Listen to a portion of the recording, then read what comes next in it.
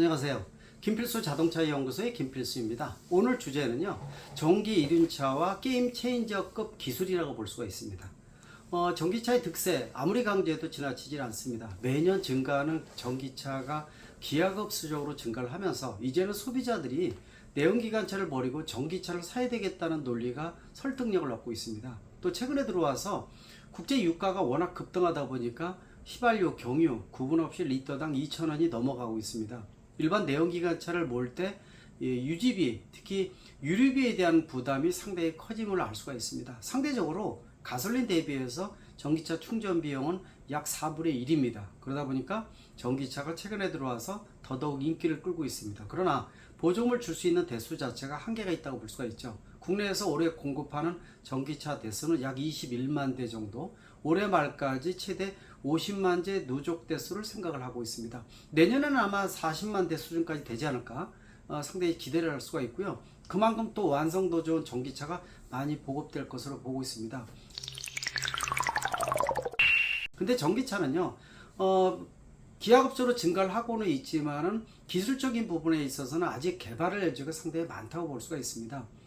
전기차 가격의 40%를 차지하는 배터리에 대한 것도 리튬이온 배터리를 쓰다 보니까 이 리튬이온 배터리 자체가 에너지 밀도가 가장 큰 최고의 기술을 가지고 있는 배터리다 이렇게 볼 수가 있지만은 자체적으로 열을 많이 머금고 있다는 거죠.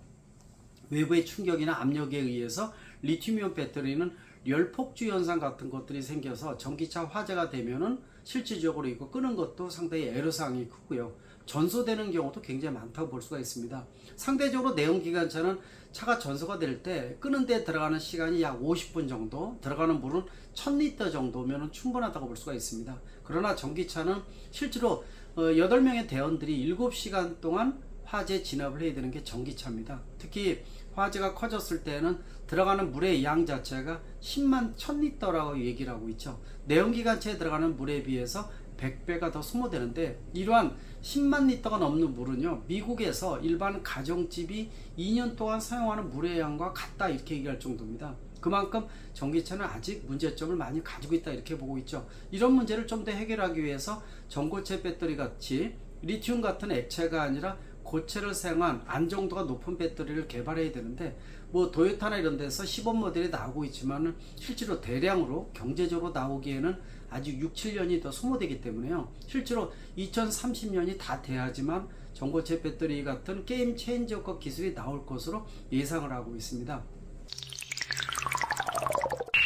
그 밖에 이 전기차 같은 경우에는 배터리에서 나오는 전기 에너지를 모터를 돌리고 또 감속기를 통해서 속도를 늦춘 다음에 밖에 전달하기 때문에 에너지 효율 측면에 있어서는 굉장히 뛰어나다고 보고 있죠. 그러나 거치려만 그렇다고 보시면 더 좋을 것 같습니다. 실질적으로 이 모터나 또 모터의 속도를 제어해주는 인버터에 대한 기술, 또 실제로 모터가 열이 생기기 때문에 이거를 냉각시키기 위해서 냉각 장치가 들어가고, 또 배터리도 마찬가지죠. 반응을 할 때 열이 많이 생기기 때문에 이거를 냉각시키기 위해서 순행식 방식의 냉각 장치가 상당히 많이 들어간다고 볼 수가 있습니다. 그래서 전기차에 대한 부분들은 이런 바퀴까지 이 배터리 전기 에너지가 전달되면서 회전력을 주기까지 에너지 낭비가 상당히 크다고 볼 수가 있습니다. 실질적으로 이러한 전기차들이 아직도 게임 체인저급 기술들이 많이 필요함을 강조할 수가 있습니다. 아까 말씀드린 전고체 배터리 뿐만이 아니라 또 예를 들어서 전기차용 변속기도 하나의 방법이라고 볼 수가 있습니다. 전기차용 변속기 하게 되면은 아마 학계에서 이제 쓰기 시작을 했었죠. 필자가 약 5년 전에 칼럼을 통해서 처음으로 전기차용 변속기의 중요성을 강조를 했었습니다. 근데 일각에서는 전문가들이 그런 얘기를 많이 했었죠. 전기차가 감속기를 통해서 밖에 그냥 전달하면 되지 중간에 왜 변속기가 필요하냐라는 부분들이 굉장히 많았죠. 그러면서도 모터하고 인버터가 효율이 95% 이상이기 때문에 전혀 문제가 없다 이런 얘기를 하고 있습니다. 그거는 모터하고 인버터의 효율이지 바퀴까지 전달될 때의 효율성 측면에 있어서는 굉장히 문제점이 많습니다. 특히 모터하고 인버터가 효율이 95%가 넘는 부분들, 특히 모터의 90% 이상 효율을 얘기를 하고 있는데, 이거는요 정속 출력, 정속을 낼 때의 어떤 영역에 대한 부분들이 한정이 되어 있을 때의 효율이라고 말씀드릴 수가 있지, 자동차는 아시겠지만은 아주 느리게 시속 1, 20km로 느리게 달리는 반면에 또 고속으로 시속 200km 이상을 달릴 때가 있습니다. 전 영역에 대해서 능동적으로 이 자동차의 속도와 즉 출력과 토크에 대한 연계성 측면에서 보게 되면은 모터가 상당히 문제점이 크다고 보고 있어요. 저속으로 움직일 때는 실질적으로 이 흐르는 전류 자체가 워낙 크다 보니까 모터의 열도 상당히 크다고 볼 수가 있고요.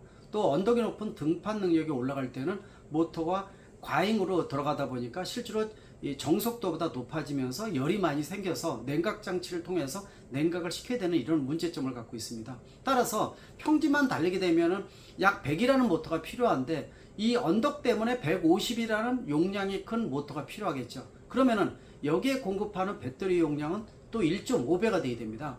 100일 대의 모터는 150의 배터리가 필요하겠지만은 150이라는 모터 용량 때는 200이 넘는 배터리 용량이 필요하겠죠. 따라서 배터리는 전기차 가격이 40%인데 무게도 커지고 용량도 커지고 또 모터의 용량, 인버터의 용량, 또 열이 많이 생기다 보니까 또 실제로 냉각 장치도 필요하고 어떻게 보면은요 굉장히 비효율적인 부분들이 많죠. 근데 바로 이 전기차행 변속기가 이런 부분들을 유연성을 키워준다고 보시면 좋을 것 같아요. 일반 내연기관차 변속기 같은 경우에 1단이 올라갈수록 1.5에서 2% 정도 효율이 늘어나는 거 아마 아실 겁니다. 그러다 보니까 실질적으로 내연기관차 변속기가 9단, 10단까지 개발이 됐던 것도 아마 기억이 나실 거예요. 이러한 우리가 유압 방식의 토크 컨버터를 쓰는 이 변속기를 그대로 전기차로 옮겨갈 수는 없어요. 그래서 쓰지 못하다 보니까 제가 말씀드리는 전기차형 변속기는 완전히 새로 개발돼야 된다고 보고 있습니다. 이렇게 전기차형 변속기를 사용하게 되면은 똑같이 100이라는 모터를 갖고 언덕도 정속으로 올라가고 그 올라가는 힘의 배분에 대한 것들을 토크와 속도, 출력에 대한 배분에 대한 최적의 상태를 이 변속기가 해주게 된다면요, 이 모터의 용량, 또 배터리의 용량, 또 인버터의 크기라든지 실제로 정속으로 운영되다 보니까 모터에 열이 나지 않기 때문에 냉각 장치까지 제외할 수 있는 굉장히 큰 선점 효과가 있다는 거죠. 이런 부분들은 아직도 학자들 사이에 논란이 많은 것은 상당히 아쉽다고 볼 수가 있습니다. 모터하고 인버터의 효율이 중요한 게 아니라 바퀴까지 전달할 때의 과정, 특히 작은 모터로, 작은 인버터로, 작은 배터리를 갖고 쓴다면 훨씬 더 경제성 있게 가벼운 몸체를 자랑할 수가 있겠죠. 비용 자체가 한 30% 떨어질 수 있다는 장점을 갖고 있습니다. 실제로 이 전기차 변속기를 썼을 때는 효율이 30에서 50% 좋아집니다. 30에서 50이라는 거 엄청나지 않습니까?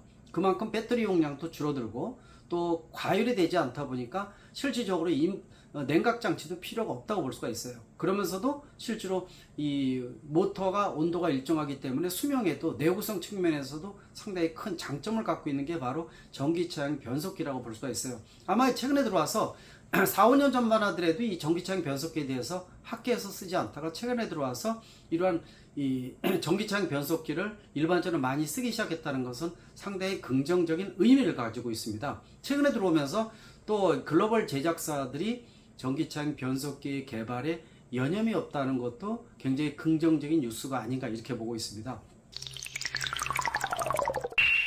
세계 최초의 이 양산형 이 전기차에 들어가는 것은 포르쉐 타이칸입니다. 아마 고급 프리미엄 스포츠카가 가장 성공적으로 안착이 되기 시작하는 것이 포르쉐 타이칸이라고 볼 수가 있는데 투모터 방식이죠. 앞에는 모터와 감속기를 쓰고 있고 뒤에는 모터와 2단 변속기를 쓰고 있습니다. 특히 속도가 빨라지게 되면 2단 변속기가 가동이 되면서 효율적 측면에서 굉장히 긍정적인 효과를 나타내고 있죠. 이게 바로 이제 이 포르쉐 타이칸의 2단 변속기, 그리고 전기 이륜차에 최초로 적용된 것은 대만의 고고로라는 이 세계적인 이 이륜차 회사라고 볼 수가 있죠. 여기에 전기 이륜차에 실질적으로 2단 변속기가 올해 초에 탑재가 돼서 양산형으로 나오기 시작을 한대요. 2단 변속기가 전기 이륜차는 아시겠지만은 일반 자동차와 틀리게 몸체가 가늡니다. 그리고 부품이 커서도 안 돼요.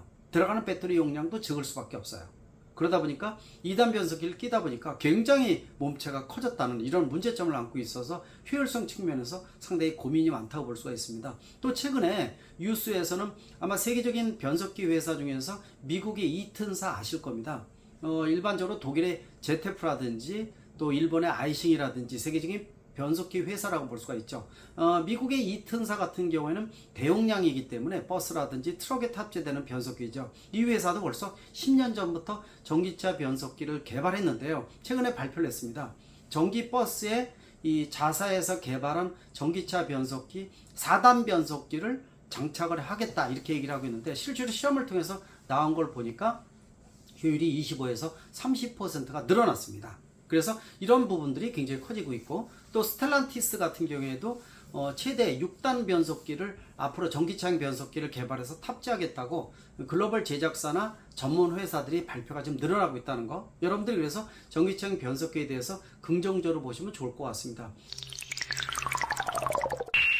국내에서 하나의 특종이라고 볼 수 있는 부분들은 전기차의 일반 전기차에 장착하기 이전에 구조적으로 좀 더 간단하고 적용하기 쉽고 효율이나 이런 것들을 노려볼 수 있는 전기 이륜차에 먼저 적용하는 사례가 국내에서 여러 건이 지금 개발되고 있습니다. 근데 최근에 들어와서 국내 스타트업이 이 전기 이륜차용 7단 이 전기차 변속기 개발에 성공을 해서 해외의 글로벌 제작사들과 지금 MOU라든지 이런 여러 가지를 체결해서 양산형으로 곧 생산을 합니다. 내년부터 본격적으로 이 계약을 통해서 보급하는 것으로 나오고 있는데, 이 7단 변속기 TCU 설계, 소프트웨어 설계까지 굉장히 뛰어납니다. 이미 테스트를 다 끝냈다고 보시면 좋을 것 같고요. 효율 자체가 최소 30% 이상 올라갑니다. 등판 능력도 일반 비교가 안 되고요. 또 언덕을 장거리 실제로 외국에서 테스트한 결과를 보게 되면 장장 언덕이 15, 6도에서 거의 25도, 30도까지 이르는 10km가 넘는 언덕을 꼭대기까지 올라갔는데도 불구하고, 또 성인 130km가 되는 성인이 탄 전기 이륜차인데도 불구하고 최초로 10km의 높이를 아마 올라가는데 성공을 했고요. 또 올라갔을 때 모터의 온도를 보니까 61도 정도로 머물러 있을 정도로 놀랬다 그러죠. 그래서 이런 것들이 세계적으로 전기 이륜차 시장부터 석권하지 않을까. 또 국내의 어떤 이 스타트업의 기술이 본격적으로 세계의 이 전기 이륜차에 장착이 되면서 아마 이런 부분이 주목이 되지 않을까 이렇게 보고 있습니다. 여러분들도 주목을 내시면 더 좋을 것 같고요. 따라서 전기차에 관련돼서는 아까 말씀드린 전고체 배터리뿐만이 아니라 전기차용 변속기라든지, 또 예를 들어서 겨울에 배터리 기능이 떨어지는 걸 고려해서 히트펌프 등 다양한 부분들이 연구가 되고 있는데, 아직도 게임 체인저급 기술들이 많이 필요한 게 전기차라는 거. 그만큼 사회가 급변하면서 무너지는 기업도 많지만은 또 새로운 기회도 많이 창출된다고 볼 수가 있습니다. 이런 부분들을 여러분들도 한번 유심히 보시면 좋을 것 같습니다. 국내 전기차용 변속기에 대한 가능성 충분히 검토가 되고 있고요. 또 기술을 주도하고 있는 게 국내 스타트업 기업이라는 거, 이것도 한번 유심히 보시면 좋을 것 같습니다. 고맙습니다.